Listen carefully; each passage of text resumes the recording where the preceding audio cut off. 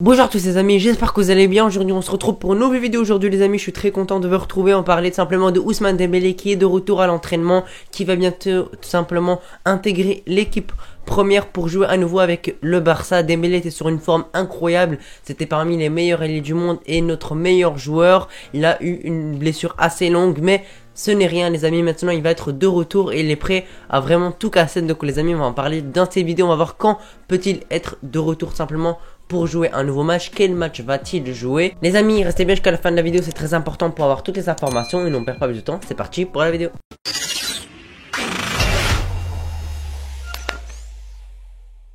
Alors Dembélé, sa blessure était vraiment très malheureuse, surtout que cette fois-ci on peut pas dire que c'est réellement de sa faute, de son hygiène de vie, etc. Parce qu'il a vraiment bien amélioré son hygiène de vie, on a vu qu'il était beaucoup plus sérieux et donc ça s'est fait vraiment ressentir sur ses performances, sur son côté droit il était vraiment incroyable par ses dribbles, ses accélérations, ses buts, ses passes D, etc.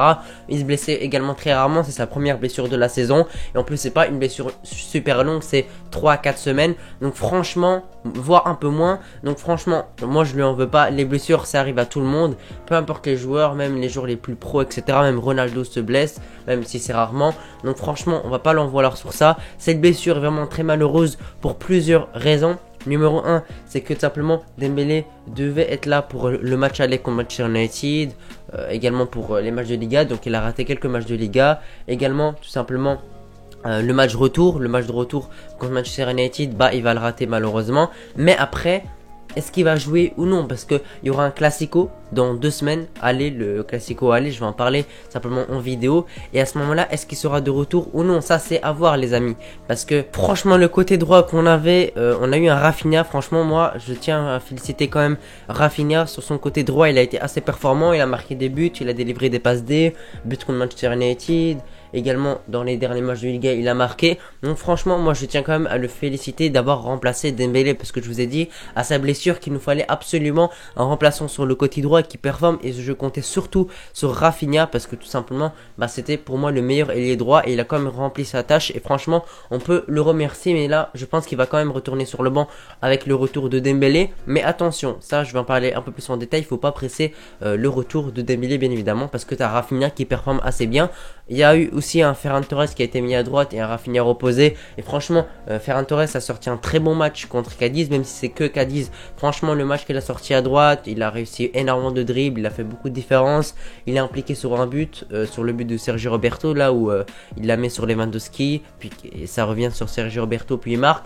Donc franchement, on a un très bon côté droit et au moins on a su quand même remplacer Dembélé, même si Dembélé pour moi reste quand même meilleur que Rafinha et Ferran Torres. En tout cas les amis, comme je vous dis, il va pas falloir presser son retour parce que Dembélé, on sait qu'il a eu quand même des moments où il se blessait vraiment pas mal de temps. Voilà, que ça soit la saison dernière où il a une grosse blessure en jouant avec l'équipe de France, ou des blessures musculaires avec le Barça, etc. Il a eu beaucoup de très longues blessures, donc il faut vraiment faire attention sur simplement le retour de Dembélé. Il va pas falloir le presser parce que c'est une rechute. Souvent les rechutes c'est très violent, ça peut être 1, 2 mois, 3 mois, ça pourrait même être une fin de saison parce que là les amis on est bientôt en mars, donc il reste plus beaucoup de mois de compétition, donc il va falloir vraiment prendre son temps, qu'il reprenne l'entraînement tranquillement, qui quand il est de retour, quand il est à nouveau dans le groupe, qu'il ne soit pas titulaire, voilà, qu'il rentre par exemple pour les 20 dernières minutes, 10 dernières minutes, et puis qu'il prenne sa place de titulaire de petit à petit, pardon.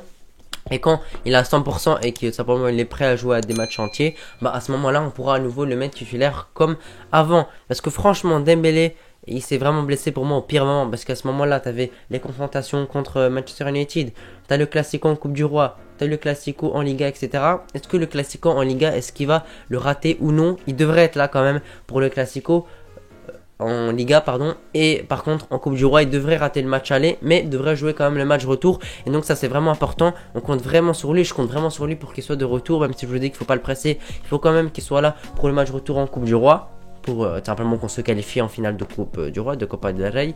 Et également en Liga, il va falloir absolument qu'il soit là parce qu'à ce moment-là, on a toujours 8 points d'avance. Si on continue à gagner et eux aussi, on se retrouvera simplement toujours à 8 points d'avance, voire plus. Et si on gagne, à ce moment-là, on pliera la Liga, on aura 11 points d'avance, voire plus. Et à ce moment-là, bah, bien évidemment, ce sera terminé la Liga et on pourra même dire quasiment qu'on est champion. Même si avec 11 points d'avance, on n'est toujours pas champion mathématiquement. Mais on sait qu'à un moment, voilà, quand tu prends plus de 10 points d'avance et que là on est en mars, mais tu te doutes bien que c'est fini. Surtout que le Barça, on sait que en Liga, d'habitude, il les gagne souvent, même si ces dernières années, c'était plutôt pour le Real et l'Atlético. Mais voilà, ces derniers temps, quand le Barça avait 8, 10, 7 points, etc. d'avance, à cette période-là, ça se fait quasiment tout le temps, était quasiment champion. J'ai pas une idée en tête où le Real Madrid fait une remontada incroyable en fin de saison.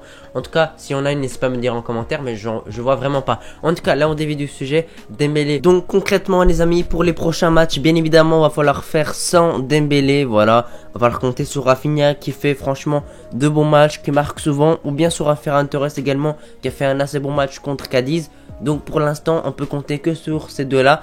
Et on attend vraiment impatiemment le retour de Dembélé parce que ça va vraiment nous faire beaucoup de bien. Dembélé était vraiment sur une très grande forme. On le perd vraiment au pire moment selon moi, je vous l'ai dit. Hein.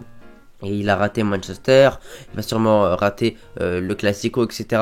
Donc j'espère qu'il sera de retour et qu'il ratera pas trop de matchs importants parce que on aura sûrement simplement les 8e de finale d'Europa League si le Barça se qualifie bien évidemment. Aussi les amis, il va bien falloir faire 100 parce qu'il est blessé et surtout parce que Dembélé est en fin de contrat déjà avec le Barça si je dis pas de bêtises cet été. Donc il va falloir bien évidemment le prolonger. Il y aura un dossier voilà Dembélé pendant quelques mois de mercato. Est-ce que Dembélé va prolonger? Est-ce que Dembélé va partir, etc. Pour combien?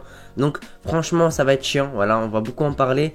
Moi, bien évidemment, je veux une prolongation de Dembélé. Mais si tout simplement il ne prolonge pas, bah il va falloir faire 100 et trouver directement un remplaçant. Rafinha pourrait être le digne remplaçant de Rafinha. Parce que Rafinha a déjà fait de bonnes performances quand Dembélé était blessé. T'as Ferran Torres également. Donc, bien évidemment, on va pas falloir se dire qu'on est foutu parce qu'il n'y a pas Dembélé, parce qu'il est blessé, etc. Bien évidemment, c'est une bonne perte. On n'aurait pas voulu le perdre maintenant. En plus, on a perdu Pedri, Gavi est suspendu contre Manchester, etc. Donc, on a vraiment pas mal d'absents. Mais celle de Dembélé, elle peut être remplaçable. Et surtout parce que on n'est pas sûr qu'il soit là la saison prochaine. Parce qu'il doit prolonger. Et s'il prolonge pas, il partira sûrement dans un autre club. Personnellement, c'est que mon avis. Pour moi, Dembélé va prolonger. Mais on n'est jamais sûr, les amis. Hein. Il y a moyen que tout simplement il ne prolonge pas. Qu'il souhaite rejoindre un club. Je sais pas moi, un club de PL, le PSG, etc. etc. Va falloir lui faire une bonne proposition salariale. Il faut qu'on lui présente un bon projet. Voilà, là, le projet qu'on lui présente, franchement, il est pas mal. Le Barça va de mieux en mieux. Premier de la Liga, on risque de gagner la Liga. On affronte un beau Manchester, on arrive à faire un bon résultat contre eux. Donc franchement, le Barça va de mieux en mieux. Et la saison prochaine, ça pourrait être que mieux. On sera en LDC. On ira sûrement en 8e de finale, ce qu'on espère vraiment, etc., etc. Après, ce sera au choix, bien évidemment, de Ousmane Dembélé s'il veut prolonger ou non. En tout cas, les amis, pour faire une conclusion, Dembélé, franchement, sa blessure fait quand même du mal. Il a raté pas mal de matchs. Mais t'as des remplaçants comme Ferran Torres et Rafinha qui ont fait pas mal de bons matchs. Franchement, surtout Rafinha, où il a marqué contre Manchester, où il a délivré des passes D, où il a beaucoup dribblé sur son côté droit, etc. Donc il nous a fait un peu oublier, entre guillemets, Dembélé. Même si Dembélé, on peut jamais l'oublier parce que il fait des différences telles que, franchement... ça soit dans ses accélérations où il est très rapide, ses dribbles, ses frappes de loin, il est gaucher, droitier en même temps, il est ambidextre, c'est-à-dire qu'il peut frapper du pied droit, du pied gauche, etc. On peut vraiment pas oublier ce joueur, mais les amis, c'est comme ça, ce retour est très proche, donc on peut que l'attendre impatiemment. Donc moi j'espère vraiment qu'il sera de retour le plus rapidement possible et qu'il pourra performer à nouveau. Mais attention les amis, à ne pas le presser, il faut pas le presser pour qu'il rechute, il faut vraiment faire attention à une rechute. C'est déjà arrivé à Dembélé, c'est déjà arrivé à beaucoup de joueurs, donc faut pas précipiter son retour, qui s'entraîne petit à petit, et quand il joue il doit être à 100% et qu'il doit bien se sentir dans son corps pour qu'il simplement qu'il ne se blesse pas. En tout cas c'est le plus important. Voilà les amis, j'espère que vous appréciez la vidéo. Si vous l'avez n'oubliez pas de nous le faire savoir par un pouce bleu ou et par un abonnement. Et moi je vous remercie d'avoir regardé la vidéo jusqu'ici. On se retrouve pour une prochaine vidéo les amis, ciao.